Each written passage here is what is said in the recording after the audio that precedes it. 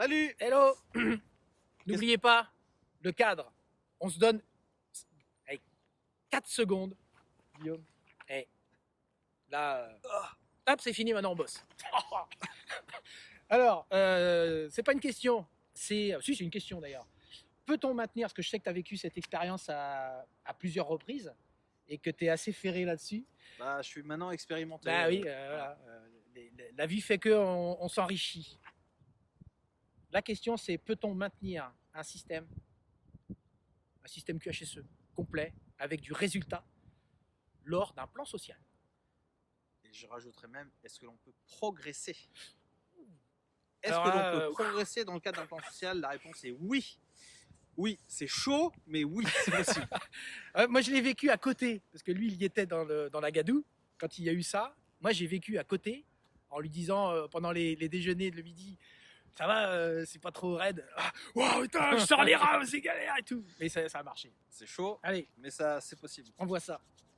En fait, si vous connaissez un peu toutes les techniques de change management, vous vous rendrez compte qu'un plan social, c'est évidemment un événement soudain, particulièrement puissant que vit et qui fait trembler réellement l'organisation.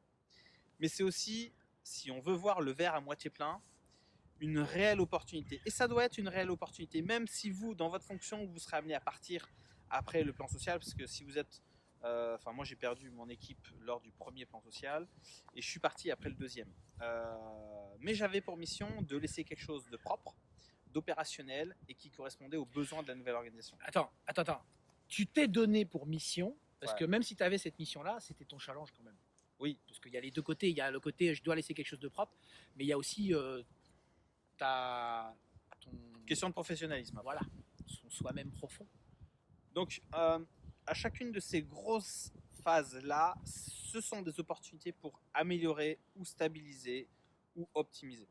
Alors, quand vous perdez une grosse partie de votre production et donc votre business model et donc votre chaîne de valeur évolue de manière massive, vous devez vous poser la question, au-delà de comment sera ma cartographie des processus au démarrage de la nouvelle organisation, c'est surtout quelles sont toutes les choses qui nous pesaient dans l'ancien système dont on a besoin de se débarrasser, tout en conservant l'histoire de tout ça. Parce que l'idée, c'est pas... parce que parfois, il y a des gens qui disent « Vous verrez avec moi, ce sera forcément différemment. » Enfin, ce sera forcément différent. Ils prennent tout, ils jettent réellement tout, et ils essayent de reconstruire un truc de manière artificielle en oubliant que les gens ont intrinsèquement ce qu'ils avaient vécu avant en eux, et qui de toute façon finira par revenir. Donc l'idée, c'est pas je jette tout et on fait table rase, à moins que vous licenciez tous les collaborateurs et que vous repartiez avec des nouveaux, et auquel cas vous aurez d'autres problématiques parce qu'eux ne savaient pas comment ça fonctionnait du tout, et donc les automatismes ne viendront pas. Vous, votre démarche, elle est de dire avec chacune des équipes, c'est qu'est-ce qu'on garde, qu'est-ce qu'on jette, qu'est-ce qu'on optimise, maintenant, tout de suite ou plus tard. Et en fait, ça permet deux choses. La première, ça les aide énormément dans la restructuration de la nouvelle organisation, c'est de prendre pour eux la nouvelle organisation, parce que travailler, s'approprier la nouvelle chaîne de valeur, s'approprier la cartographie des processus, se réapproprier leur documentation, faire le tri, je garde, je jette, je sais pas, je garde en stand-by, j'attends, je verrai, c'est extrêmement important pour eux parce que du coup, ça répond à leurs besoins de comment est-ce qu'on est censé tourner demain avec la nouvelle organisation. Et en fait, faire ça avec eux, avec chacune des équipes et avec chacun des collaborateurs, c'est extrêmement important parce que ça leur permet aussi de se rassurer sur le fait que s'ils sont toujours là, ok, ils ont peut-être le syndrome du survivant, on pourrait en parler, mais ce n'est pas le sujet du jour. Ils sont là parce que, ok, il y a eu les raisons. Maintenant, leur job, c'est pas de se poser encore la question pourquoi ils sont là. La question, c'est comment est-ce qu'on peut leur rendre la tâche utile et agréable, avoir un système utilisé, utilisable et utilisable, utilisé, utile et utile. Et ça, c'est aussi extrêmement important. Donc en fait, tout ce travail-là doit vous permettre d'optimiser votre système de management. Alors bien évidemment, tout le monde n'a pas une réorganisation. En général, ce qui se passe dans les réorganisations, c'est les meilleurs taillot.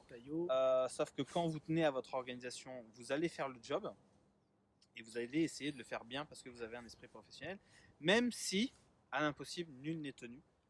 Ok. Oui, il ne faut pas s'abîmer, physiquement parlant ou mentalement parlant. Il faut faire gaffe. Là, tu as parlé de la dimension, je ne vais pas la mettre autour du technique, mais la dimension système, comment tu as géré Ouais. ton truc. Mais humainement, là, tu peux mettre 2-3 personnes au courant sur comment tu le vis, toi, en tant que QHSE. Plan Ouais. social, ok, tu te bats pour. Mais ta motivation, elle est là. T'as pas des coups de mou des fois quand même. T'as des creux, t'as des moments où tu dis ça va marcher, puis d'autres moments où tu dis ah ça je prends une sacrée claque. Alors, on a fait une vidéo là sur la courbe de deuil. Il est clair que quand vous êtes dans ces étapes-là, dans ces process-là, vous vivez la courbe de deuil en mode yo-yo. T'arrêtes pas. Et ça, c'est compliqué de vivre ces choses-là parce que vous aurez forcément le regret de l'ancienne organisation, vous aurez forcément les regrets de voir un certain nombre de collaborateurs partir. Mais à la fois, la façon dont vous percevez les choses et la façon dont vous voulez voir le verre à moitié vide ou à moitié plein va réellement conditionner la réussite de votre projet. C'est ça. Et ça, c'est vraiment stratégique de rester dans cette. Alors après, il faut prendre des dispositions. Hein. C'est savoir faire gaffe à soi. Si vous devez faire. Moi, j'ai fait pas mal de shiatsu parce que ça m'a permis voilà, de prendre soin de moi. C'est des bricoles, mais. Non, mais c'est bricole, mais c'est ce qui tient en vie voilà, aussi. c'est ce qui nous permet d'avancer, de faire face au quotidien.